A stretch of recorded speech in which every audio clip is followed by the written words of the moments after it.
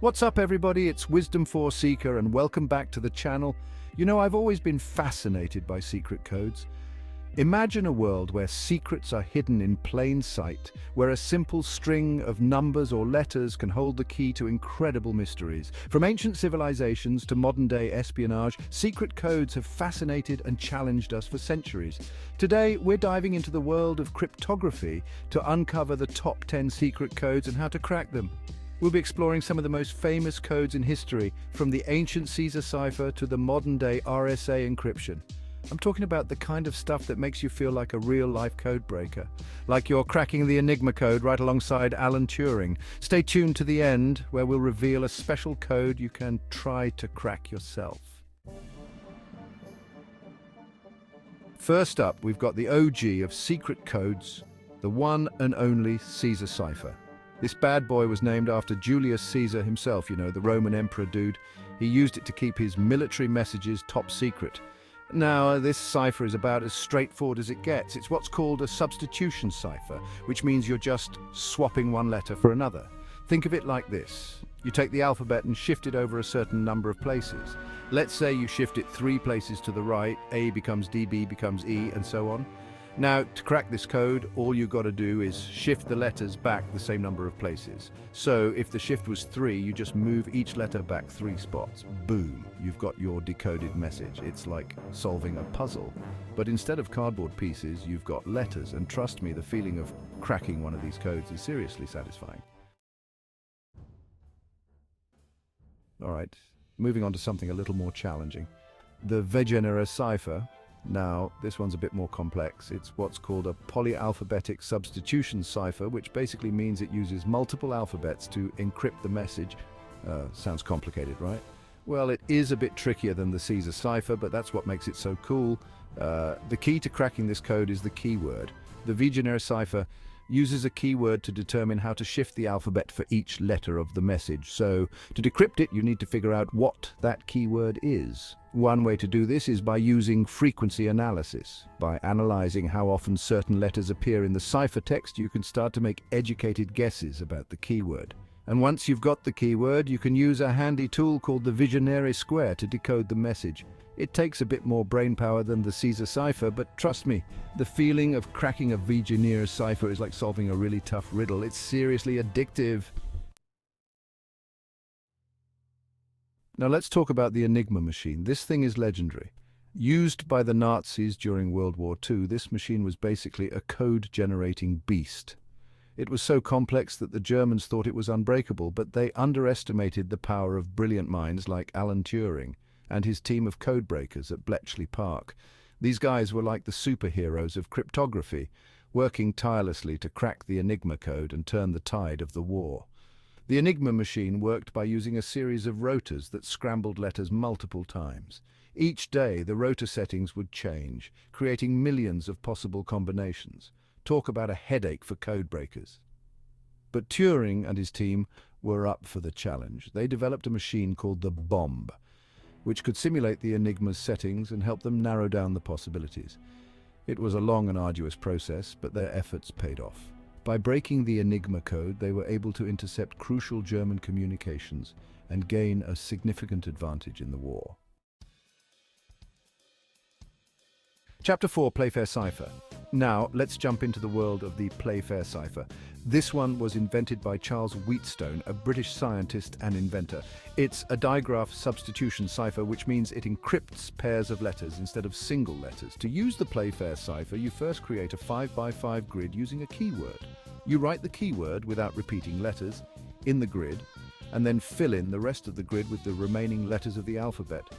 To encrypt a message, you break it down into pairs of letters or digraphs. If a digraph has the same letter twice, you insert an X between them. Then you locate the 2 letters of each digraph in the grid. If they're in the same row, you replace them with the letters to their right. If they're in the same column, you replace them with the letters below them. If they're in different rows and columns, you imagine them as corners of a rectangle, and you replace them with the letters at the other corners of the rectangle. To decrypt the message, you simply reverse the process. Chapter 5, RSA encryption. Okay, now let's fast forward to the digital age and talk about RSA encryption. This one's a bit more technical, but stick with me, it's super interesting.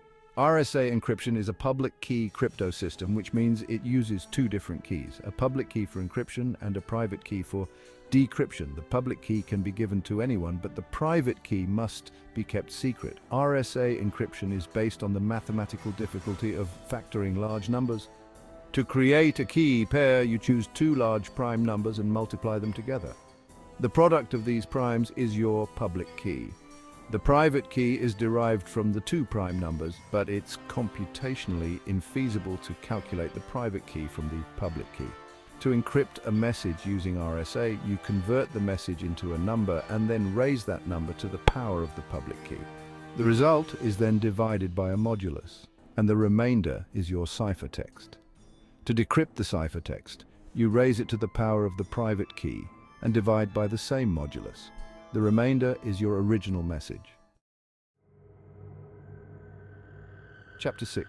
Now let's dive into the world of unsolved mysteries with the Zodiac Killer's ciphers. This is some seriously creepy stuff. The Zodiac Killer was a serial killer who terrorized Northern California in the late 1960s and early 1970s. He sent a series of taunting letters to the press, some of which contained ciphers that he claimed held clues to his identity. Out of the 4 ciphers he sent, only one has been definitively solved. The 408-character cipher, sent in November 1969, was cracked by a school teacher and his wife using a combination of pattern recognition, frequency analysis, and good old-fashioned trial and error. The other 3 ciphers, including the 340-character cipher, remain unsolved. Some people believe they hold the key to the Zodiac Killer's identity, while others believe they're hoaxes. Chapter 7. Now, let's talk about buried treasure with the Beale Ciphers. This is the ultimate treasure hunt. The Beale Ciphers are a set of 3 ciphertexts that supposedly reveal the location of a buried treasure worth millions of dollars in gold, silver, and jewels. The story goes that a man named Thomas J. Beale buried the treasure in the 1820s and entrusted the ciphertexts to an innkeeper named Robert Morris. Beale told Morris to only open the box containing the ciphertexts if he didn't return after a certain amount of time. Beale disappeared, and Morris eventually opened the box and spent years trying to decipher the messages. He was only able to solve one of the ciphers, which revealed the contents of the treasure but not its location. Morris eventually gave up and passed the ciphertexts on to a friend who spent the rest of his life trying to solve them. He too was only able to solve the first cipher. Chapter 8. Finally, let's end our journey with a modern-day enigma, the Kryptos Sculpture. Located at CIA headquarters in Langley, Virginia, this sculpture is a 12-foot-tall, copper-plated masterpiece created by artist Jim Sanborn. But Kryptos is more than just a pretty face. It's also a complex cipher that has baffled cryptanalysts for decades. The sculpture contains 4 encrypted messages, 3 of which have been solved. The first 3 messages were cracked using a variety of techniques, including pattern recognition, frequency analysis, and good old-fashioned deduction. The 4th message, however, remains unsolved. It's only 97 characters long, but it's proven to be incredibly resistant to decryption. Some people believe it's a simple substitution cipher, while others believe it's something far more complex. Outro. From ancient Rome to modern-day mysteries, secret codes continue to captivate and challenge us. Whether it's for communication, security, or treasure hunts, the art of cryptography remains as relevant as ever. And now, for the moment you've all been waiting for. It's time to put your code-breaking skills to the test. We've hidden a secret message in this video. Can you crack the code? Leave your answers in the comments below, and don't forget to like, share, and subscribe for more intriguing content.